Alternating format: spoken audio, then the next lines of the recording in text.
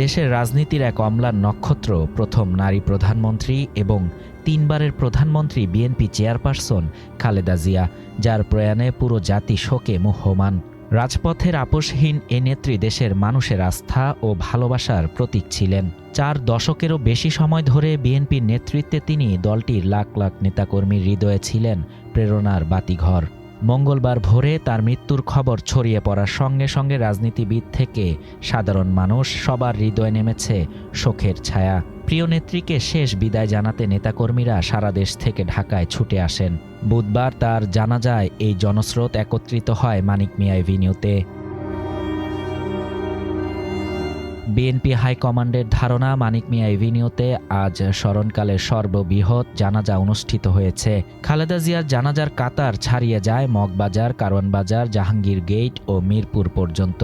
খালেদা জিয়ার স্বামী, সাবেক রাষ্ট্রপতি ও বিএনপির প্রতিষ্ঠাতা জিয়াউর রহমানের জানাজাকেও ছাড়িয়ে ইতিহাসে সাক্ষী হয়েছে ঢাকা।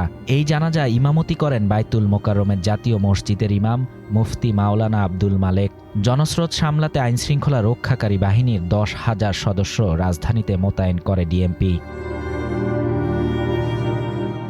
জিয়াউর রহমানের জানাজার পর সবচেয়ে বড় জানাজা অনুষ্ঠিত হয়েছে আজ, এমনটা জানান বিএনপির সিনিয়র নেতারাও। জিয়াউর রহমানের জানাজাটিও সংসদ ভবন এলাকা অর্থাৎ মানিক মিয়া এভিনিউতে অনুষ্ঠিত হয়। ওই সময়ে তার জানাজায় প্রায় ২০ লাখ মানুষের সমাবেশ বাংলাদেশের ইতিহাসে একটি বৃহৎ জনসমাগম হিসেবে পরিচিত। আর খালেদা জিয়ার জানাজায় ৫০ লাখেরও বেশি মানুষ অংশ নেন বলে জানায় বিএনপির নেতারা।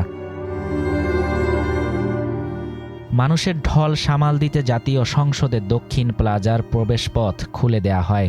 বুধবার সকাল 10:15টার পর জিয়া উদ্যান সংলগ্ন এই গেট খুলে দিলে লাখো মানুষ দক্ষিণ প্লাজা এলাকায় প্রবেশ করেন। দক্ষিণ প্লাজার ২টি বড় মাঠ জানাজার জন্য উন্মুক্ত করে দেয়া হয়। বুধবার দুপুর ৩টায় মানিক মিয়া এভিনিউয়ে খালেদা জিয়ার জানাজা অনুষ্ঠিত হয়। বগুড়া, ফেনী, ব্রাহ্মণবাড়িয়া, ময়মনসিংহ, সিরাজগঞ্জ, নারায়ণগঞ্জ সহ দেশের বিভিন্ন জেলা থেকে ট্রাক, বাস ও ট্রেনে করে মানুষ ঢাকায় আসেন। অনেকে মঙ্গলবার রাতেই রওনা হন, কেউ কেউ ভোর ৪টার মধ্যেই জানাজা স্থলে পৌঁছান। ৮০ বছর বয়সী ৩ বারের সাবেক প্রধানমন্ত্রী খালেদা জিয়া দীর্ঘদিন হৃদরোগ, ডায়াবেটিস, আর্থ্রাইটিস, লিভার সিরোসিস ও কিডনির জটিলতায় ভুগছিলেন। গত ২৩ নভেম্বর অসুস্থ হয়ে পড়লে তাকে রাজধানীর এভার কেয়ার হাসপাতালে ভর্তি করা হয়। সেখানে ৩৭ দিন চিকিৎসাধীন থাকার পর ৩০ ডিসেম্বর মঙ্গলবার সকালে তিনি ইন্তেকাল করেন। বুধবার তার জানাজায় অংশ নিতে রাজধানীর মানিক মিয়া এভিনিউয়ে ইতিহাসের এক শোকাবহ জনসমাবেশের সাক্ষী হল বাংলাদেশ। শাহরিয়ার শাফাত, বাংলা নিউজ 24।